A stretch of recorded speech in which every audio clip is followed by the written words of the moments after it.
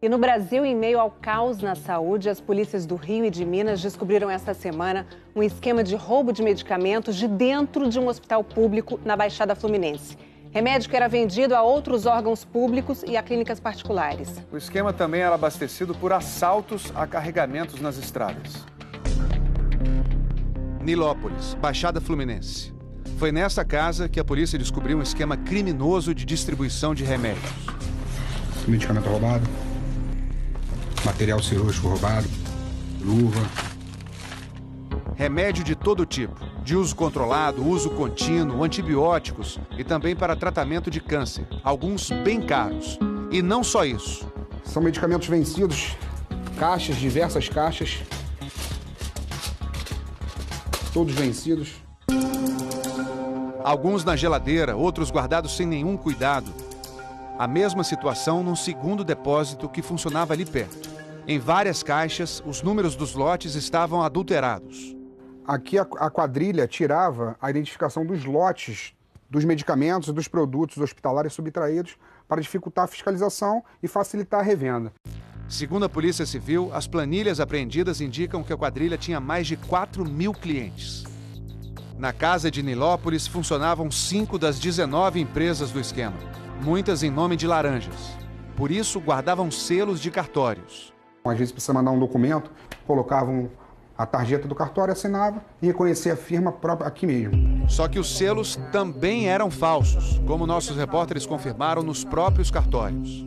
Para parecerem sérias, as empresas da quadrilha tinham alvará de licença e até uma farmacêutica contratada. Ela está sendo investigada e se diz inocente. Você acha que eu formada para ganhar R$3.200 que é o piso do farmacêutico? Eu tenho necessidade disso? Não tem, gente. As informações sobre o trabalho dela ajudam a polícia a desvendar os negócios com remédios roubados.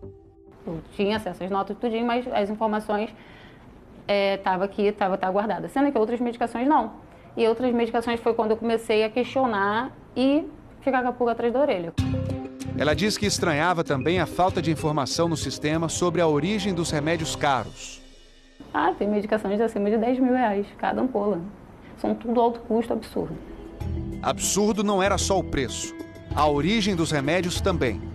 Foi nesse carro em frente à casa que a polícia descobriu que uma boa parte vinha deste hospital, o antigo Juscelino Kubitschek, em Nilópolis mesmo. O hospital foi transformado numa UPA 24 horas.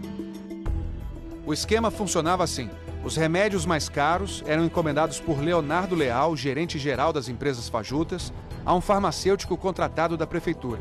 A função do farmacêutico era enviar medicamentos da UPA de Nilópolis para os postos de saúde da região. Mas ele vendia uma parte para a quadrilha. Entregava tudo a um motorista, na porta da UPA mesmo. E aí os remédios iam parar na casa onde o esquema funcionava. E o mais grave... Roubava de um órgão público, vendia para outro órgão público, prejudicava quem estava necessitado do medicamento e fomentava toda essa organização criminosa. Felipe Correia, o farmacêutico, Leonardo, o gerente, e outras 5 pessoas foram presas na quinta-feira. Instauramos um processo administrativo para que possamos entender o prejuízo que isso foi dado aos cofres da prefeitura. Essa investigação toda começou em outubro do ano passado, em Muriaé, Minas Gerais, quando a polícia descobriu uma carga roubada de remédios para câncer. O valor total da mercadoria, R$7 milhões. Parte da carga passou pelas empresas da quadrilha de Nilópolis. 10% do total roubado foram parar no interior do Rio Grande do Sul. Os remédios usados em tratamento de câncer foram comprados pelo Hospital de Caridade de Ijuí. O remédio foi apreendido por ser produto de roubo e, na ponta ainda, os doentes ficaram sem o tratamento devido. O hospital ficou sem o dinheiro e sem o remédio.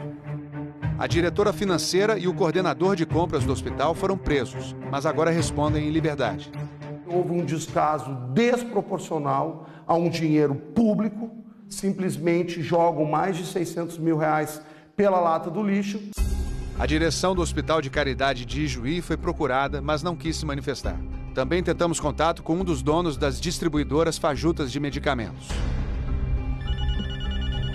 Na casa de Eduardo de Jesus dos Santos Campos, na zona oeste do Rio, ninguém nos atendeu. Documentos apreendidos pela polícia mostram que essa clínica era uma das maiores clientes da quadrilha. Encontramos a porta fechada. Medicamento vencido e mal armazenado traz sérios riscos à saúde, como alerta esse farmacêutico. Ele analisou as imagens que mostram as condições em que estavam os remédios roubados encontrados pela polícia.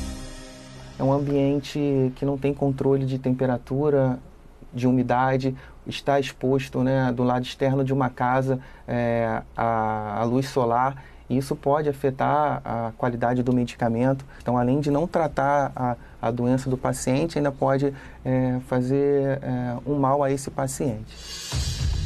E no caso dos remédios usados no tratamento contra câncer? A doença pode se expandir, aumentar e pode chegar até o óbito. Para os policiais, falta chegar aos responsáveis pelas outras 14 empresas do esquema para saber o tamanho da fraude.